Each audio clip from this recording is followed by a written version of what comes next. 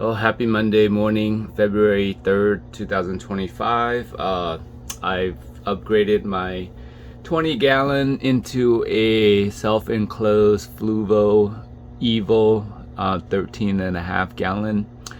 My 20 gallon was just running with the canister filter, the 307, so I couldn't get the skimmer, or not the skim, but the protein top layer out of the way, and the water was pretty cloudy, or starting to be cloudy. I managed to block the back so the sun's not coming through and creating brown algae. So I will be doing a lot of work on this tank. I'm gonna keep this tank. It is missing a skimmer. I thought it had a skimmer when I bought it, but the guy used the skimmer for his son's tank, so I'll have to look to buy a skimmer. They do make specific skimmer for this particular Fluval Evo. It's about 60 some odd dollars. I actually have several skimmers, but I don't think they're gonna fit in here. So the other thing I am looking to do is plumbing a 55 gallon. I do have a 55 gallon tank available, but it's a little bit too big for my liking, to be honest. I was hoping to get maybe like a 25 or a 30 long. These clownfish don't really need the tall to be tall. They like to swim, but they don't like it to be super tall. So I'll see how my 55 is, but you got to keep in mind I'm still in area where I don't want to put the 55. 1 gallon of water is 8 pounds, so 55 times 8, what are we looking at? That quite a bit of weight. It's about 400 pounds, so that's quite a bit of weight. So don't really want to do that, right? Especially at this moment. It's sitting on a flimsy table right now. I've got a little flimsy little table here, so probably don't want to push that. But happy Monday. These guys are super healthy, super fat. I'm kind of cutting back on feeding for a little bit. They are eating super well. They do love krill and they do like the pellets, but if I feed the krill for a whole day, they won't take the pellet as much. But if I skip a day or two of the krill, they like the pellets. That's only if I don't feed the krill. So once you feed the krill, they start looking for the krill. The hermit crabs are doing super well. I want to add more. The stores that I frequent don't have any more. Otherwise I would get more. They're pretty cheap. They're about $2.30. I'll get more variety, but I want to make sure they get along with each other, and not opposed to just throwing a bunch of crabs in here and have them kill each other. So for now, these three have been really well. They kind of seem to pick everything that the clownfishes don't eat.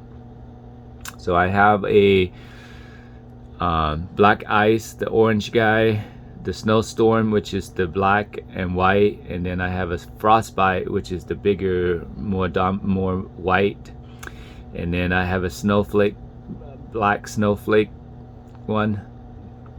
I'll start to name these guys, to be honest with you. It's probably going to be a lot easier than to name them. I'll figure out a name for these guys. Frosty would be easy for the right frostbite.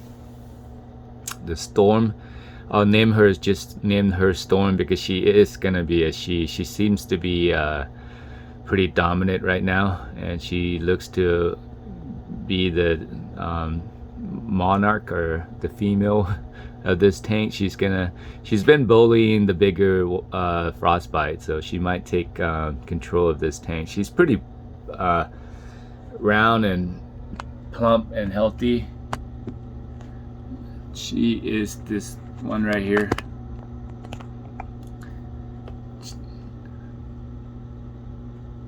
A happy fish keeping. Keep it simple. I will look into adding an anemone of some sort, but I wanna make sure I get a skimmer before I do so. And I'll watch a couple more YouTube videos, learn a little bit more on dosing, or if I need to, especially if I'm just gonna keep 1 or 2 anemones. I'm not planning to do a lot. It'd be nice to have a nice reef tank, but I'm not there yet. It's kind of spendy. I much rather do other stuff. I need to shift my focus. Once I get the 55 or this salt tank established, I'm gonna get back to my fresh water.